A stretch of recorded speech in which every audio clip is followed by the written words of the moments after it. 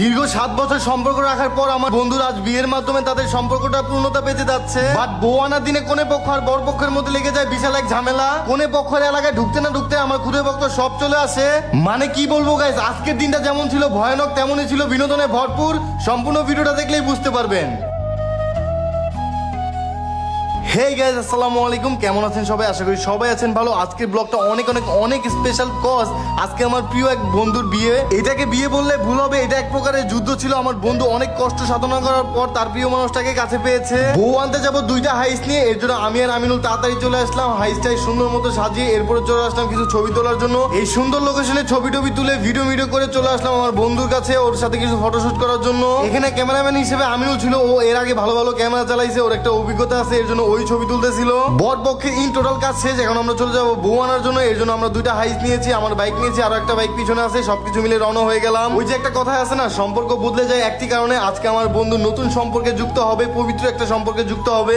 আমিনুল, নজরুল এবং নজরুলের যত ভাই ব্রাদার আছে সবাই হাইসে রওনা হয়ে গেছে। আমি আর সুমন রওনা হয়ে গেছে আমার বাইক দিয়ে। এই তো সেনার উপর দিয়ে চলে যাচ্ছি, একটু পরে হয়ে যায় আরেক ঝামেলা। 20 মাইল আসার পর দেখি এত পরিমাণে জ্যাম, পরে আমরা কিভাবে যাবো সেটাই টেনশনে পড়ে গিয়েছিলাম। পরে আমিনুল আমাকে ফোন দেয় যে সিএমবি তে যেতে হবে, সিএমবি তে গেলে ভালো হবে। দেন আমরা বাইকটা সবকিছু ঘুরি আবার সিএমবি তে রওনা হই। আর এইদিকে আমার বন্ধু জীবনের প্রথম হাঙ্গা করবে, সে এত পরিমাণ খুশি, সে জিবলা টিবলা বের করে একদম অন্যরকম হুলস্থুল অবস্থা।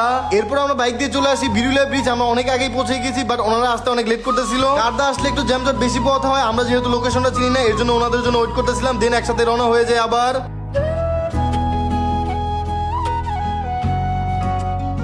যেই বলা সেই কাজ, টুকটুক করে বাইক চালিয়ে চলে আসলাম আব্দুল্লাহপুর টুঙ্গি। গাইস, আব্দুল্লাহপুর টুঙ্গি পর্যন্ত তো ঠিক আছিল, বাট আমরা যেখানে যাবো ওইখানের অবস্থা এত খারাপ, এত জ্যাম, মানে পুরো মাথা নষ্ট।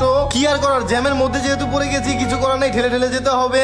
আমি ভাবছিলাম যে এমনি জ্যাম, বাট একটু সামনে আইসা দেখি ওদের শোডাউনের কারণে পুরো রাস্তা জ্যাম লেগে গেছে। মানে কি বলবো গাইস, ওনাদের উপরে এত পরিমাণ যে রাগ উঠছে। এতদিন কোনো খবর নাই, ছাত্র আন্দোলনের সময় কোনো খোঁজ নাই, আর এখন কোত্থেকে হুট করে একদম শোডাউন মোডাউন করে রাস্তা মাস্তা একদম জ্যাম বানায় ফেলাইতেছে। যাই হোক, সবকিছু একদম ওভারকাম করে চলে আসলাম গাজীপুর চেরাখালী। আর এখানে আসতে না আসতে আমার ভালোবাসা মানুষ আইসা পড়ে, তাদেরকে সময় দিলাম। দেন আবারও রওনা হয়ে গেলাম। কিছুক্ষণ বাইক ড্রাইভ করার পরেই চলে আসলাম কোনে পক্ষের বাড়ির কাছে। এখানে আসতে না আসতেই কোনে পক্ষের মানুষরা আমাদেরকে আপ্যায়ন করা শুরু করে। কোনে পক্ষের বাসায় গেট দিয়ে ঢুকতে না ঢুকতেই কোনে পক্ষের মহিলারা চলে আসে। দেন আমার বন্ধুকে জুস খেতে দেয় এবং বিভিন্ন উপহার দেয়। ওর আদর আপ্যায়ন দেখে আমি ভাবতেছিলাম আমার বিয়েটা যে কবে হবে। আমি মনে মনে খুবই একটা কষ্ট পাচ্ছিলাম। যে কষ্ট পাওয়ার কিছু নেই, ভাগ্যে যেদিন আছে সেদিনে হবে। আর এখানে আসতে না আসতে আমার বন্ধুর জুতা চুরি হয়ে যায়। একটা জুতা চুরি করেছে, একটা জুতা ফেরত দেওয়ার জন্য 10,000 টাকা চায়।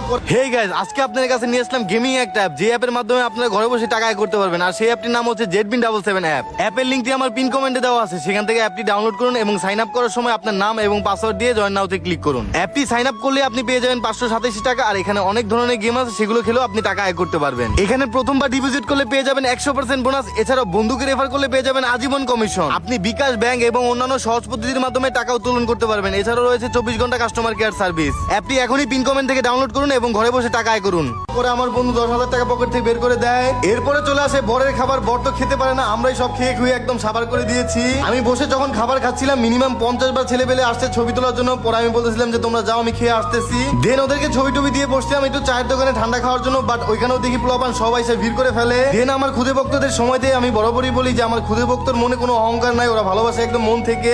আমার যারা ফ্যান ফলোয়ার আছেন তাদেরকে জানে মনের আন্তরিক স্থল থেকে ভালোবাসা, কারণ আপনাদের জন্য আজকে আমি জীবনে এখানে আসতে পারছি। প্রথম দিন আমার বন্ধুর বিয়ে দিয়ে পরে আমরা চলে আসি পরের দিন বৌভাত খাওয়ার জন্য। দাওয়াত খাইতে আইসে দেখি আমার বন্ধু আমিনুল হাজির। ও যেখানে খাবারের গন্ধ পায় সেখানে আগে হাজির হয়ে যায়। বন্ধু আমার আমিনুল লাড়ে চারে বেশি খায় কম, এটা সব জায়গায়। ও গাইস, আরেকটা কথা, ভিডিও শুরুতে আপনাদেরকে বলেছিলাম যে বরপক্ষ আর কোন মুখের মধ্যে একটা ঝামেলা হয়েছিল, সেই ঝামেলাটা এখন বলবো। আসলে আমরা যেদিন বউ আনতে যাই সেদিন আমাদের গেট আটকায়, আর তখন আমাদের কাছে দাবি করা হয়েছিল 50,000 টাকা। পরে আমার বন্ধু নজরুল বলতেছে গেট ছাড়ার জন্য 10,000 টাকা দেবো, 10,000 1 টাকাও বেশি দিব না, যদি গেট ছাড়েন, না হলে নাই। এই সামান্য একটা কাহিনী নিয়ে দুই পক্ষের মধ্যে তুমুল একটা ঝগড়া সৃষ্টি হয়ে যায়। পরে আলহামদুলিল্লাহ মিটমাট হয়ে যায়। যাই হোক, আমার বন্ধু নজরুলের জন্য দোয়া রইল, আর সবাই দোয়া করবেন। আর আজকের ব্লগটা কেমন লাগলো অবশ্যই লাইক কমেন্টের পাশে একটা শেয়ার দিয়ে জানাবেন প্লিজ। Thank you.